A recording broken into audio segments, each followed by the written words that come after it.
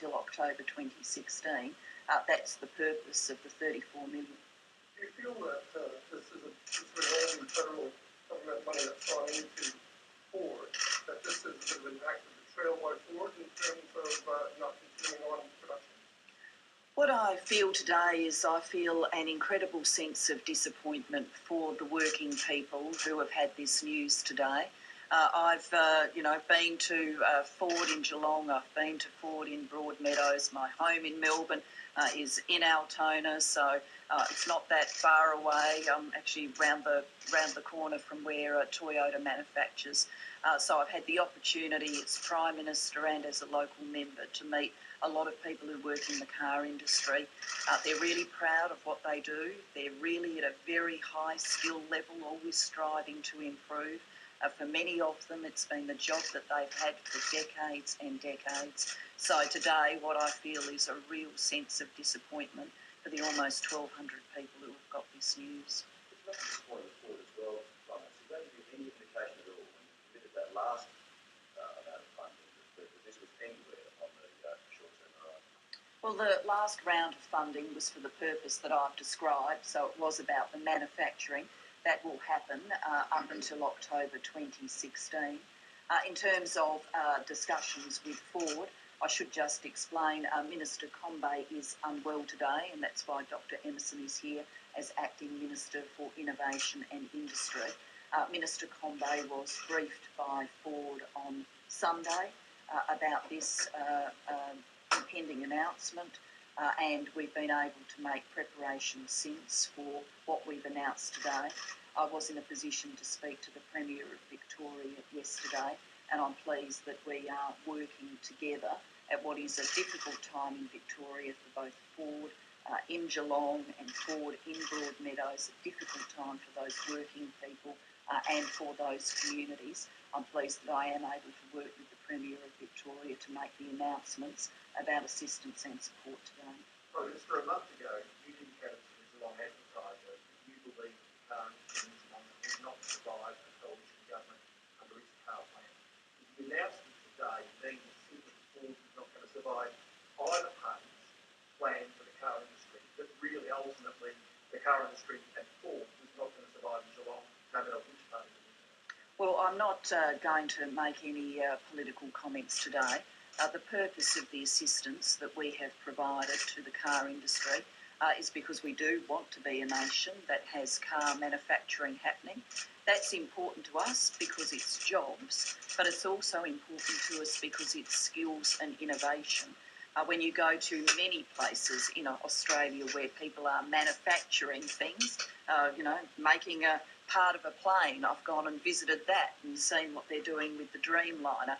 When you talk to people doing that manufacturing and say, where did you come from, how did you end up here, what's your background, very, very often they will say to you, I got my start in car making, I got my skills in car making, and now here I am, massive goods. That's why car making is important to us. It's an important component to a broader manufacturing sector, so you get the innovation and the skills that you need. That's the purpose of the car investment that we've engaged in as a government, and earlier governments have obviously engaged in investment too. Dr Emerson may not get the White House in Whyalla, but we have today seen White House exhaust in Victoria. Now, the office from the North Out saying this is a really no confidence in the economic policies of the government, the carbon tax, the increases in superannuation, etc. What would you say to that? I'd say that the weight of the Australian dollar has been borne very, very heavily by Ford.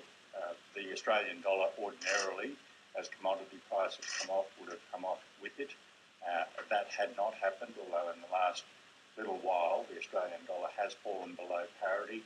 That offers encouragement for manufacturers in this country and businesses that are exporting as well. So there was no reference to the carbon price in this decision. I think it's a combination of a high dollar and the fact that Ford has been operating at a very low scale, not only by national but certainly by international standards, so it has not been able to reap the economies of scale that are being reaped by factories such as the Ford plant that has been built in China to produce 250,000 vehicles per annum, compared with what will be around 30,000 vehicles per annum up to this period of October 2016. And can I just say before your next question, this is too serious and hard day, too serious and harder day for too many people, for people to play silly games about it. I think that'll just turn people's stomachs. That's not what we're here to do. We're here to explain very carefully the assistance that will be available for people, because people will be hurting today, and so we want to explain to them what is going to happen next and the way in which they're going to be supported. Can I just go to Geelong for a moment, because Geelong here we've had the announcement of the closure of the Shell refinery. There is a question mark over the Alcoa refinery and the new refinery in Geelong, and now the Ford plant on which Geelong is basically being built. I mean, it really is for even regional Australia a very important manufacturing sector of Australia. These are three significant point flows for potential growth for our county. I've spoken today to our local members in Geelong and to our local member in Broadmeadows, so to Maria Van Vackenoo, to Richard Miles, to Darren Cheeseman.